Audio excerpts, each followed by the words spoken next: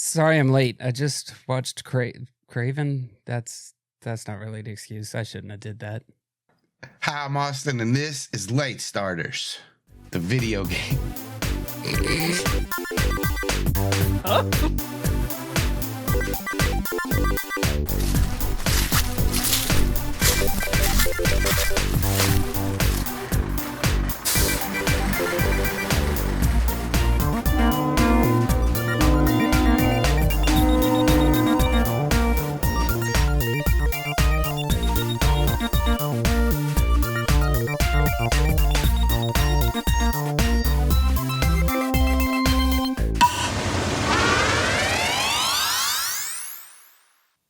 Are we trapped in a video game? Like the new Jumanji? Which characters are each of us in the new Jumanji game?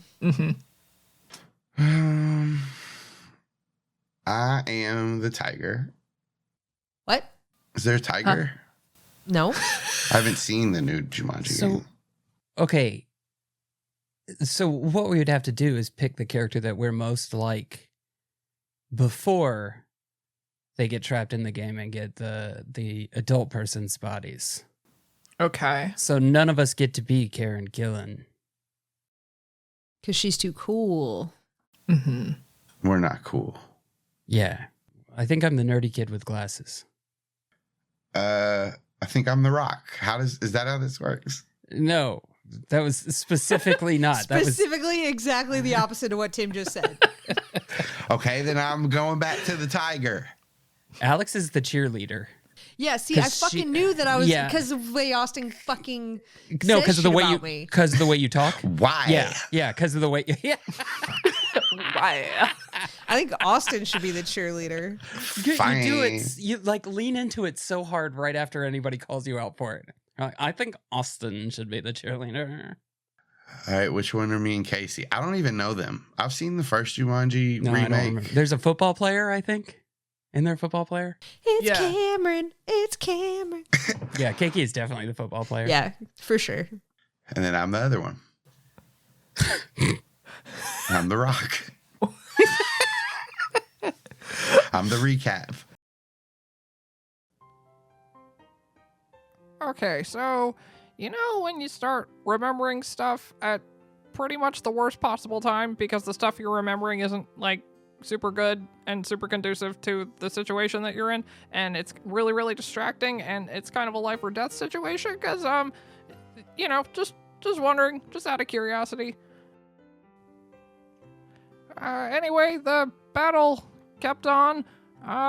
Scyther managed to trim the Executor's head leaves into the shape of a Mareep. Oh gosh, no more Mareeps for a little bit. And another guy came up from the cave, and he told us we didn't know what we were dealing with. Ford managed to slip past everybody and head into the cave proper, while Calynn and I and the Pokemon kept at it. And unfortunately, I sort of started remembering stuff like I talked about earlier, and it was really distracting and kind of terrible, and I would rather just it be erased from my mind forever. Please, gosh. And apparently this started affecting Spoons as well, and I sort of found out about this later because everything was so chaotic, but he actually went and stole the Kangaskhan's baby and teleported it somewhere, and the Kangaskhan flew into a rage, so I'm not sure that was the best move. Also, just maybe don't steal babies. Like, in general, I don't know. Listen, I don't control him. I don't have enough badges to control Spoons. That battle, we traded blows, and it was starting to look pretty bad for the enemy Pokemon. I don't know why I phrased that like that. I guess it's a good thing that we were gaining the upper hand. I don't know. I don't really like fighting like this. I don't like the street brawl sort of thing. But luckily, all of this horror was regulated a little bit because Aaron got magnetized, and then he got attached to my belt buckle via magnets. Freaking magnets, how do they work?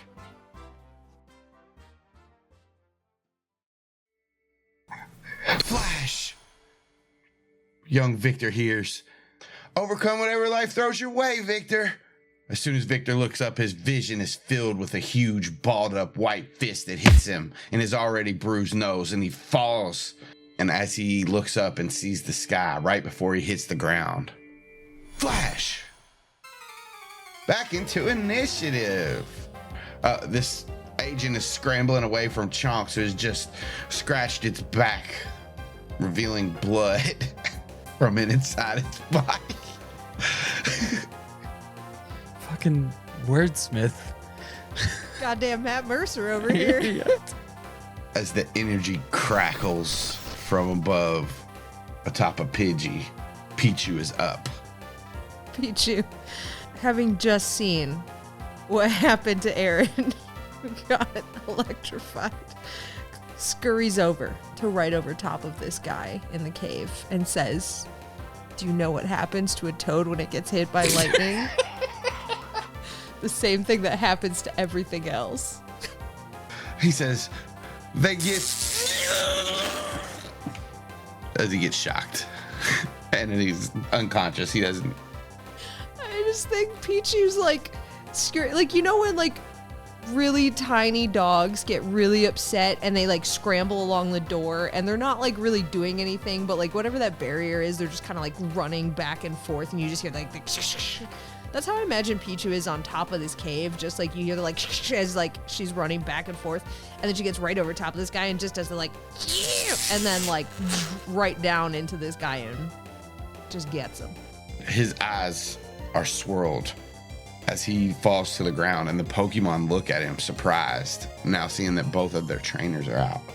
Cubone's up. Oh, hell yeah. Cubone, Agent of Chaos, willing to take any situation presented to her and take advantage of it. It's chaos. It's chaos all around. Cubone's gonna pick whoever's closest and headbutt him. So you just tell me who that is, Austin. It's gonna be Leaf. Closest enemy. Yeah, it's the Executor. Cubone's gonna headbutt him, and I just want you to notice that Executor flinches now. Ooh, flinches mean something. 2. You get 2 for flinching. You get 2. You gotta hit him twice. Yeah. I think it means they can't do anything on their turn. In the game, it means they go and like can't do anything on their turn because they're like, "Ah, you flinched," and you're like, "God damn it, not again!" Victor's up. Okay, so picture a feature film that is like a guy in the middle of a battlefield, and like the music swells up and all of the other like sound goes down and everyone's like beating each other in slow motion, and he just kind of like stares around in disbelief with like dirt and blood all over him, and he just like wonders like what happened, how he got there. He was just on a date a little bit ago and now he's in like the midst of hell. And after kind of a moment of this, he's gonna shout at the top of his voice, "Your trainers are defeated! Stop! Stand down now!" Roll me a command. I'm gonna give you a +5 because both of the trainers are down. Okay, that's a 9. The Executor, the Zubat, and the Magneton look all at Victor for a second. Right after Victor makes that great speech and everybody stops and looks at him, Aaron just zips right over and gets stuck to his belt buckle because he's still magnetized. Calynn, you managed to shake off this paralysis as you see Aaron just over towards Victor. You look like you have a little baby Bjorn now because Aaron is stuck to the front of you. He makes this great speech and it's just like, "Oof." Hi, Aaron. Mankey. I'm sorry, that got me.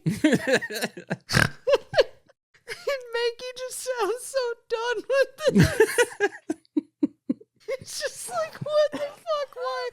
Another day in paradise, baby. He's like, he just walked into the office and everybody goes, "How are you?" And he's like, "Living the dream."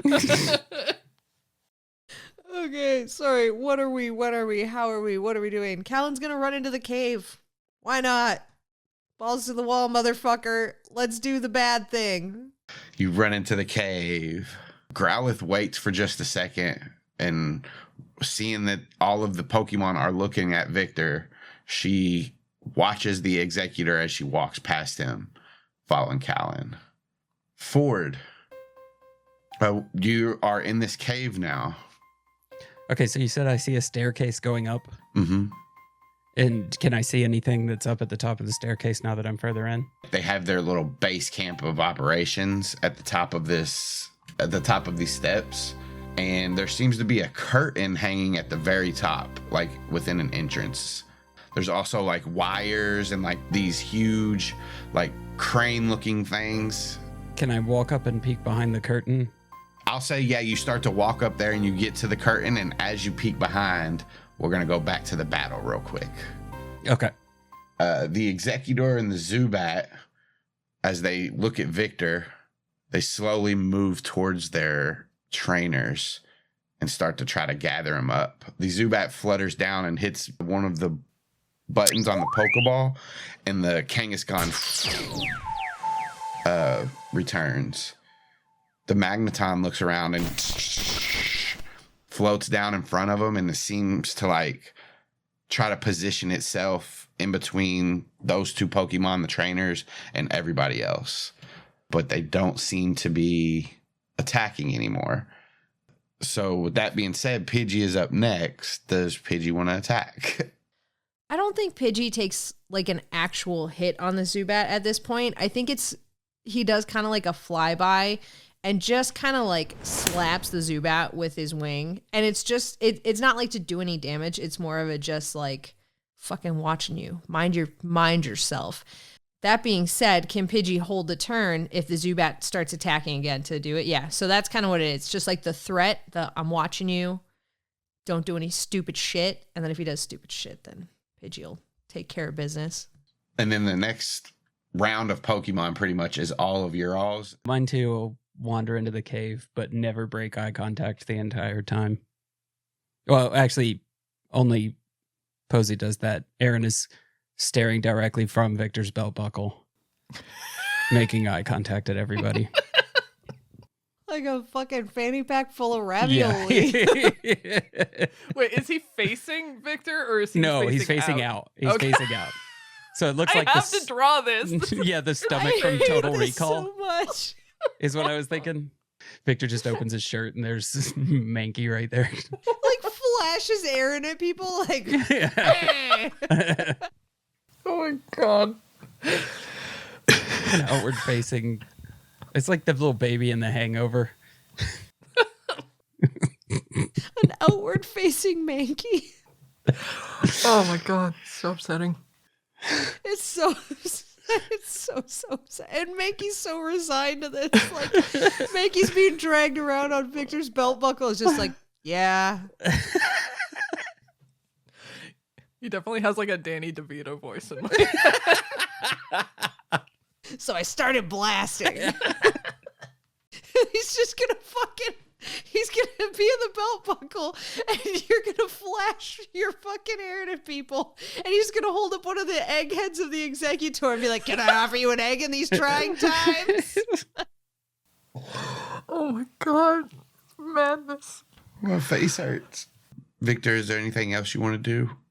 I think we're just kind of doing a standoff. I mean, what Victor wants to do is he wants to like tie the agents up, but he's not sure that that's gonna like fly well with the Pokemon. Yeah, you see that they're trying to get them away. Like they've stopped fighting pretty much, but they're trying to get their trainers away. Okay, so I think he's gonna kind of like edge around them and start to go into the cave, like still facing them as he's like backing into the cave. There is the baby. I was not intending for Spoons to have hurt the baby. Just like get it out of the battle. I don't know what you were thinking. It was what Spoons was thinking. I wasn't thinking. I just let him take over. No, but who knows where that baby is? I hope he's okay. I don't want to abandon the baby. All right, the baby's somewhere. Maybe it'll come back. This is the king cake of episodes. The king cake. Wow. What's that? They come with tiny babies in them. They do. And if you get the tiny baby, you win. Oh, that's or you right. choke to death and die. I've never understood that one. You know, that's winning. This is what winning looks like. So as you guys walk into this cave, you see cascading water coming from where this hole is behind this curtain. Well, who knows if there's a hole behind a curtain? Ford does, because he looked behind there. Ford, you see a opening to another cavern, but it's blocked off, and we'll get back to that in a second. As Calynn and Victor walk in to the cave, you see the cascading waters and the pools of little water. You also see a desk up on one of the stone, like these platforms that the steps lead up to. You also see what looks to be different kind of scientific equipment and what looks to be cranes. Not like huge cranes for building buildings, but more Birds. like bird cranes. Like cranes that lift birds? Like cranes that could lift, like a forklift, but with But a made of crane, birds. but made of cranes. Yeah. So like, you're thinking like a sandhill kind of build, Thinking like a bulldozer, but not a dozer, but with wings. but with a crane on the front. So like a What if shoe we did- bill. You're thinking of like a shoe bill. What if we Spoon did bill? a crane, where it's like that Krang's body, where he would sit in the middle, except it's a crane? Oh, a crane, bird inside. crane. A crane. Yeah. Crane. So it's a crane sitting where Krang would sit inside of a crane. That's Yes. canon. We're That's what it inside is. of the Technodrome right now. You're making more sense, Tim, to me. I just hear words. I don't know what they mean. I just was picturing the spider guy from the Wild Wild West that has like the bottom half of his body is like a robot spider. That's not what anyone said.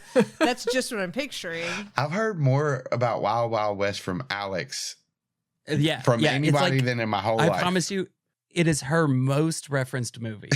It's a good one. More than Most Free refer- Willy? More than More than Jurassic Free Willy. Park. I've heard more Wild Wild West than I have Jurassic Park out of Alex. Wow. Damn. Maybe you should listen to me sometimes, Tim. Are you denying it? Because it sounds like you're denying it.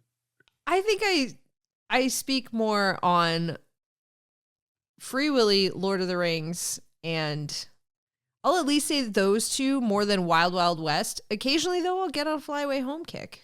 But I don't think I talk about Fly Away Home more than Wild Wild West. Yeah, okay. This sounds accurate. You left Jurassic Park completely out of that, though, I right? did, because I feel like I talk about Jurassic Park so much that I can't. Okay, It's just part of my normal lexicon. now. Yeah. It's not Yeah. special. Mm-hmm. Also, when I think of Spider Legs, I always think of Darth Maul. That's where I go. Darth I don't go to Maul? Wild Wild West. Yeah. You gotta get deep into it, Kaycie. Yeah. Oh. Oh, so they stole it from Wild Wild West. Maybe. Yeah. Did you know that Darth Maul was also the actor who played Toad, who I did got know hit by that. lightning? Yeah. Ray Parks, I think is his name. Yeah, Ray Ray Parks. Romano. Yeah, Ray. Ray Romano. Ray Romano. Deborah. Obi-Wan. I had to kill him because he stole my cannolis. Obi-Wan Cannoli? Obi-Wan cannoli. That's so good. What is this game? There's like these mechanical things that are used to either pry or lift things or something like that. The Jaws of Life? Kind of. It's my Okay. favorite shark. It just goes around biting people to birth. Yeah, they play Evanescence the whole time. After he joined a cult later in Yeah. life. It's a really charismatic shark. What can I say? Charismatic shark. Do, do, do, do. Ford, as you peek behind this curtain, you see a entrance that would be to another cavern of this cave, except it's blocked by some dark teal fuzzy thing. Is the dark teal fuzzy thing alive? When you touch it, Yeah, I poke it. it feels furry and soft, but Is it breathing? doesn't move. You do feel what feels like breathing, And it's big? and it's big. Slow breathing, actually. Like the heart rate slowed. Like it's in a torpor. Kind of. I learned that word from Alex. I learned it from vampires. I'm going to back away slowly from that. Then I'm just going to walk through the curtain. Yeah, you go through the curtain and it looks like it's just set up to block this entrance. Like that whole furry thing is blocking the entrance. It's just like a wall. You can't get through it or anything. Yeah, but it's a different direction than the curtain, right? No, it's behind the curtain. Like when you peek behind the curtain and look, that's where you saw that big I gotcha. Fluffy entrance. Well, then I'm going to go to the other side of the curtain and see if I can tell what it is that's in front of me. So the curtain is just hanging up in front of the entrance, but like once you peek behind it, you can see the whole entrance, and the whole entrance is like packed tight with this big blue fur, this dark teal fur. Okay. Then I'm going to turn around and look and see if Victor and Calynn are near. I'm backing in to the cave at this point, and once I feel okay to kind of like turn around away from the Pokemon, I'm like, what the heck was that, you guys? What? Who are those men? What's going on? Shh. And then I'm gonna look down at Victor, and then I'm gonna see Aaron, and I'm gonna giggle. What's that about? Victor like grabs Aaron and like tries to pull him away, and he just like bounces back. Mankey. But then he's gonna be like, there's this. I think it's a big. I don't know. Maybe it's a dragon. Is up here sleeping. Somebody come tell me what it is. A dragon. I'll cautiously head over there. Yeah, you get over there, look behind the curtain, see the same thing, this big wall of fur blocking the entrance to the next cavern. Do I know what it is? Probably. You want to roll a Pokemon education check, and I'll say this is common knowledge for Kanto, so go ahead and have a +2 to it. Some kind of mushroom. Yeah, this is definitely a Pokemon. You've heard of a certain rotund Pokemon blocking paths and cave entrances by just eating too much and falling asleep in inconvenient spots. A Snorlax. Pokedex that shit. Snorlax, the sleeping Pokemon. Normal type. It is not satisfied unless it eats over 880 pounds of food every day. When it is done eating, it goes promptly to sleep. Seeing Victor take out his Pokedex and do it, Calynn's just going to take out her phone, snap a picture. It's rude, Pokedex. It's a Snorlax. Is it gonna eat me? Probably not. I think they just sleep a lot, like most of the time. How do we get it to move? You hear the patter of little paws running up behind you as Growlithe moves in. Growl! Growl! It starts to like go under the curtain and nudge the fur. Growlithe! So we got to get past this guy. She looks to Calynn when you say that, shakes her head. Growl! Growl! Starts nudging it. We gotta push it? Growl! Growl! Growl! Do you Wake it know up. the Snorlax? Growl! What did you say? Wake it up. Growl! Does anybody have an alarm clock? The Growlithe goes to whoever has the bag that you guys found outside, grabs it with her teeth and like pulls it, and then walks back over to the wall of fur, the Snorlax. Growl! I'll open the bag for the Growlithe to be like, what is it, lassie? Growl! Growl! It like looks through, and there's like, in this world, Pokemon training and having Pokemon is common. So items sometimes come made for those kind of activities, and they have slots for Pokeballs inside the bag. Growlithe goes to these slots and like paws at it, and like paws at the first one, and then looks at Calynn and says, growl, growl, and stands up straight. There's no Pokeballs in it. They're empty. It's just slots where the Pokeballs would be. So, okay. So this Snorlax is caught by your dude. Growl! Growl! Growlithe looks Okay. impressed that you got it right away. Rude. All right. But there's no other Pokeballs in here. Growl. And Growlithe turns and looks and like paws at the bottom of like the entranceway. Growl.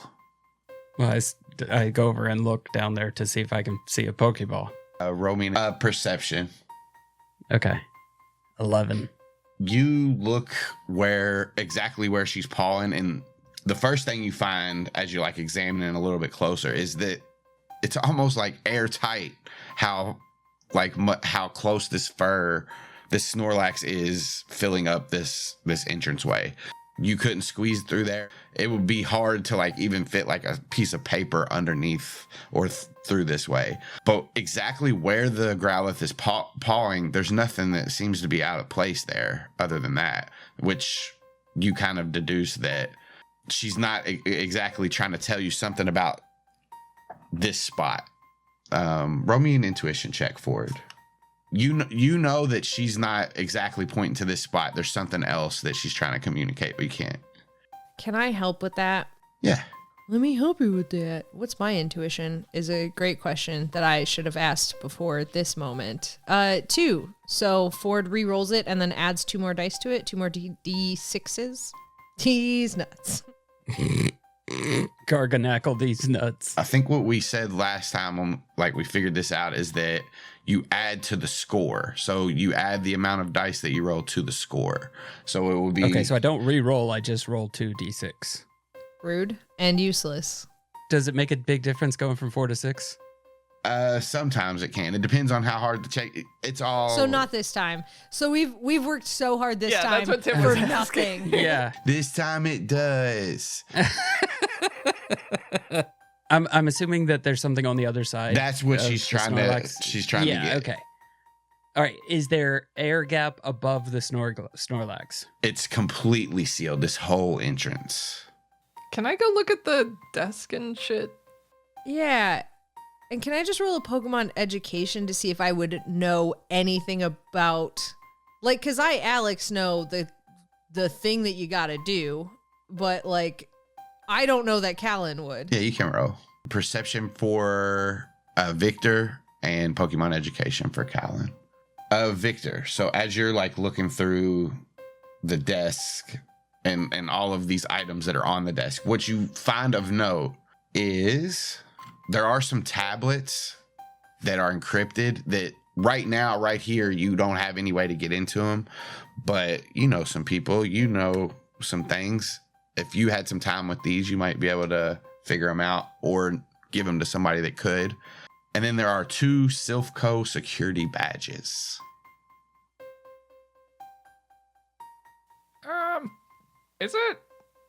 Should I take this stuff? Yeah, take this stuff. Okay, yeah, I know I should, but it seems bad, so. Take it. Okay. If you take stuff from bad guys, you're doing good. Because the stuff of my enemies is my stuff. Okay. He winces as he puts the stuff in his bag. The crimes.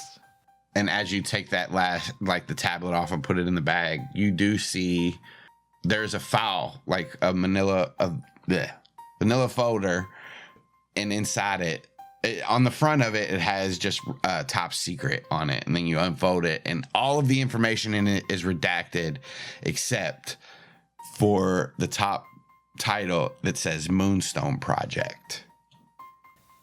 Okay, interesting. I'll take that as well. And with this Pokemon education check, you've heard the rumors about how you can get a Snorlax to wake up. You just gotta play him the right song. Yeah. Hey, which one of you guys has like a cello or like a lute? Or do you guys play music? I have Biscuit Race Iris, Yeah. and she sings. No, that's the inverse of what we want. We want Yeah, that's true. Cyrus Ray But Biscuit. if you if you double sleep, are you awake? Is it like negatives?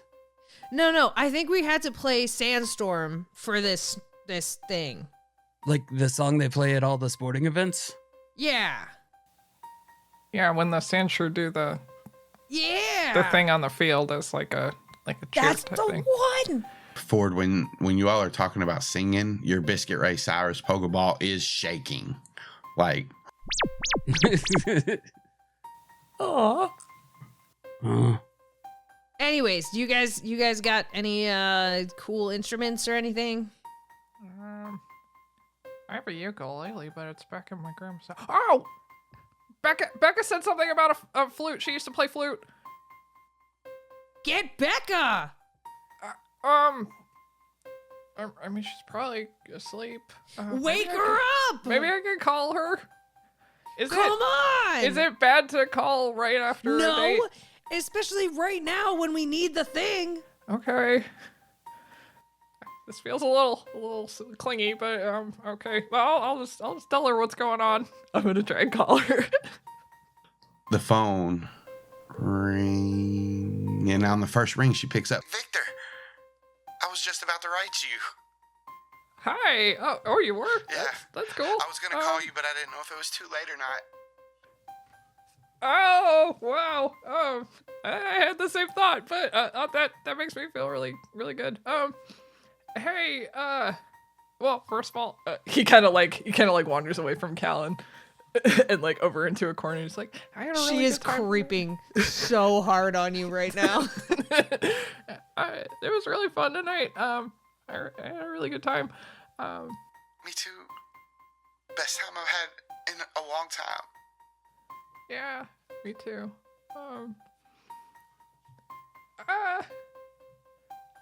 He looks over his shoulder at Calynn. So there's kind of another reason I'm calling. We found a Snorlax. Oh. It's secondary to the good time. Oh. Hi, Calynn. Yeah. Hey. Ford just stands up. The hell does that mean? It's secondary to the good. Yeah, like when we're calling and asking for the thing, with that's I thought secondary that was to like them a having a good code time. or something. Okay. No, I mean, I guess it's a code of being nice to people. That is not a code that I thought you would be using. That's rude. I'm nice to you all the time. Like literally never. Like all of the time. If calling me names, Covering the receiver. When was the last time I called you a name? I can't think of a time right now, but it happens a lot. Idiot, because I don't do it. Anyway, sir, you said you played the Poke Flute. Oh, yeah. I'm a little rusty. He covers up the receiver again. So is she gonna like play it over the phone, or should I like? We could start there. Okay. Do you mind playing a little bit right now? I know it's really late. I don't want you to wake up your grandpa or anything, but Roll me a charm. I don't want to. I don't want to. It never turns out well. I'm so sick of playing your stupid fucking game. Can I help you with that? I don't know if I have enough. Let me see. I don't know what the rules are for doing it twice. Be my wingman. I'm gonna try. I'm trying so I can do it 3 times. Let me help you with that. Hell yeah. It's just Calynn in the back going, please, Becca. Free bird. All right. What's that add to it? 3. Oh, 1 second. Let me go get my flute. She puts the phone down. My favorite noise is Austin's little feet noise on the floor.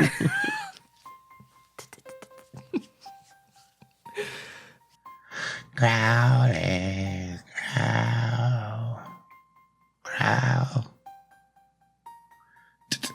Yeah, that's the one. Oh, hey, I got it. He'll put it on speakerphone. I forgot my wood chip. Let me go get it. Can I just point The out reed? The That- reed? Wait, Aaron? completed instrument. Aaron has just been staring at you this whole phone call. Just like looking to From your belt, like looking up Yeah. at you, though. That's so Yeah. creepy. I hate that. You look down at Aaron for just a second, and your phone like starts to pull towards him, and you lift it back. Oh no. Okay, I'm ready.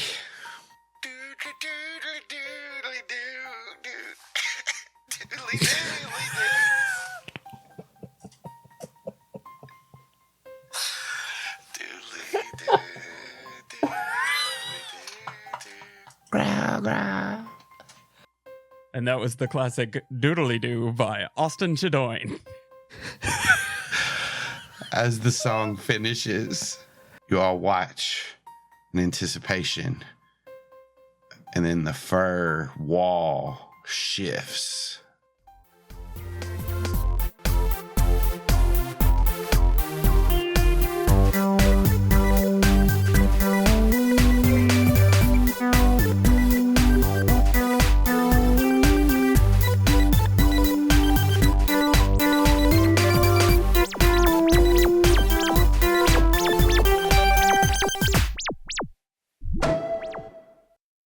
You guys can catch more of me at CZ Drop all over all the socials.